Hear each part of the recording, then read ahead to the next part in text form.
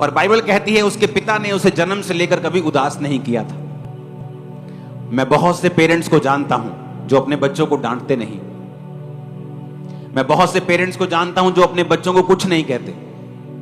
दाऊद की जिंदगी में अगर आप देखेंगे तो फाइनेंशियली वो सक्सेसफुल था। क्यों? उसे बोना आता था, उसे जीतना आता था। 66 लड़ाइयां लड़के भी वो हारा नहीं, हमेशा जीता।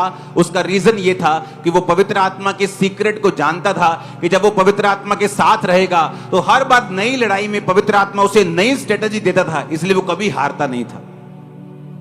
आज एक देश अगर रूस और मान लो अमेरिका लड़ पड़े तो 40 साल पीछे चले जाएंगे, लेकिन दाऊद अपनी जिंदगी में 66 लड़ाइयां लड़के भी फाइनेंशियली कभी कमजोर नहीं हुआ और हमेशा जीतता रहा और बरकत पाता रहा। उसका रीजन था पवित्र आत्मा उसके साथ था। इसलिए जब उसने पाप किया तो परमेश्वर ने उसे सजा दी और उसने कहा, प्रभु अपने पवित्र आत्मा को मुझसे कभी अलग ना कर, क्योंकि वो दाऊद जानता था कि उसकी जीत का जो सीक्रेट है वो पवित्र आत्मा है। बाइबल को इसलिए लिखा गया है और बाइबल की हर एक घटना को इसलिए लिखा गया है कि हम उससे सीख सकें। बाइबल में किसी भी पाप को छुपाया नहीं गया। मोआब किससे जन्मा था?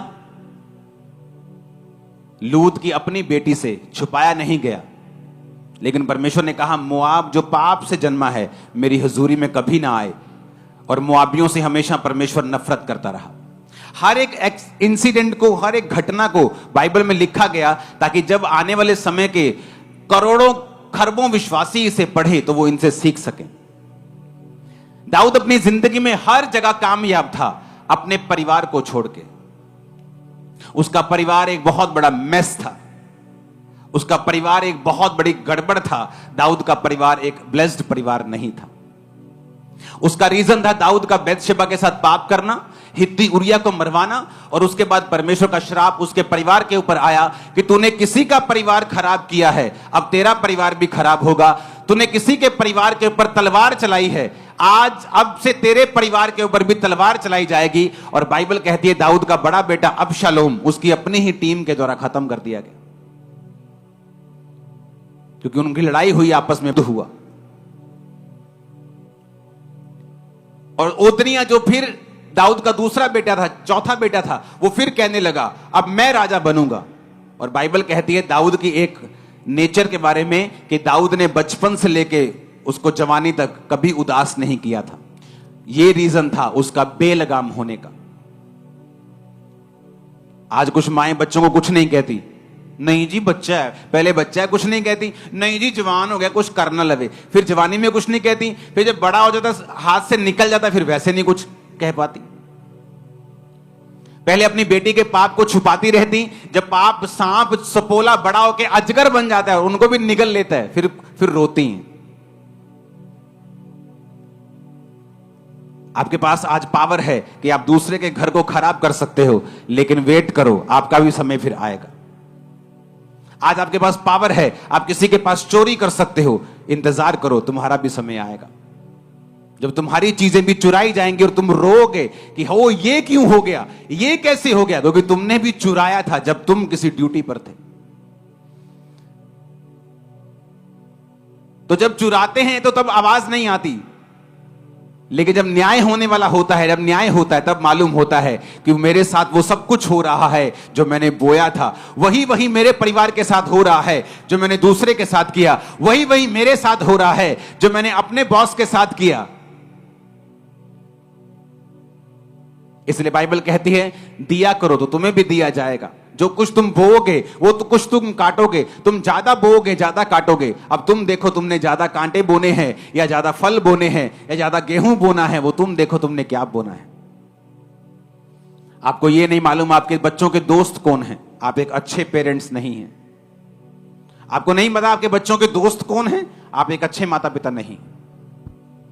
आपको नहीं पता आपके बेटी की सहेली कौन है, वो किस परिवार से है, वो क्या करते हैं, वो कैसे बात करती है, क्या उसका चरित्र है, आप एक अच्छी मां नहीं हैं।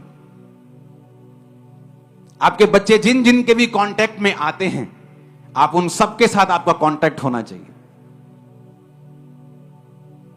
वो चाहे छोटे बच्चे हों चाहे बड़े बच्चे हों, चाहे गरीब हों चाहे अमीर हों, कोई फर्क नहीं पड़ता, किसी भी जात के हों कोई फर्क नहीं पड़ता, किसी भी रंग के हों कोई फर्क नहीं पड़ता, लेकिन उनका स्वभाव क्या है, उनके माता पिता का स्वभाव क्या है, वो किस स्वभाव से जीते हैं, ये फर्क पड़ता है। दाऊद ने अपने बच्चों का ध्यान नहीं दिया, कुछ नहीं कहा उनको, और यही कारण था कि फिर ओदनिया मारा गया। क्यों? क्योंकि जब वो खड़ा हुआ तो परमेश्वर की इच्छा सुलेमान को राजा बनाने की थी, तो परमेश्वर ने सुलेमान को राजा बनाया। जब सुलेमान राजा बना तो ओदनिया को मरना पड़ा आने वाले कुछ हफ्तों के अंदर अंदर, क्योंकि वो परमेश्वर का प्लान नहीं था। लेकिन ओदनिया अपने शरीर से, अपनी ताकत से, कोई भी बच्चा फैमिली में बड़ा काम नहीं कर सकता, 50 लोग रख लो, रथ सवार रख लो, लेकिन छोटी छोटी गलतियां उसने की और बाप ने कुछ नहीं कहा। बंदे का, बच्चे का हियाव बढ़ता है, मैंने ये गलत काम किया, मेरी मम्मी ने कुछ नहीं कहा, मैंने ये गलत काम किया, मेरे बाप ने कुछ नहीं कहा, फिर थोड़ा और गलत काम, एक पैग लगा के आया, मां कहती चलो छट्टो, चलो छट्टो छट्टो, चलो कोई गल नहीं। बच्चा कहता है अच्छा, एक पैग में कुछ नहीं कहा, फिर अगली बार 2 पैग लगा के आता। जब बेटी बोलती नहीं नहीं मम्मी मेरे दोस्त है, बस कल्ला दोस्त ही है, चल कोई गल नहीं, फिर धीरे धीरे वो दोस्त कुछ और हो जाता है, फिर कुछ और हो जाता है। जो सांप उत्पत्ति में सांप था, प्रकाशित वाक्य में अजगर बन चुका है।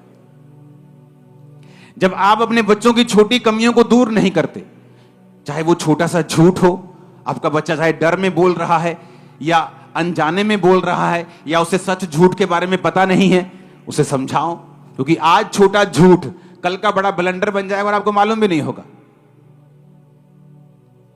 आज की छोटी गंदी आदत कल की बड़े कैसे बदल जाएगी आपको मालूम भी नहीं होगा। आज की छोटी छोटी गालियां कल के कैसे कलेश में बदल जाएंगी आपको मालूम भी नहीं होगा।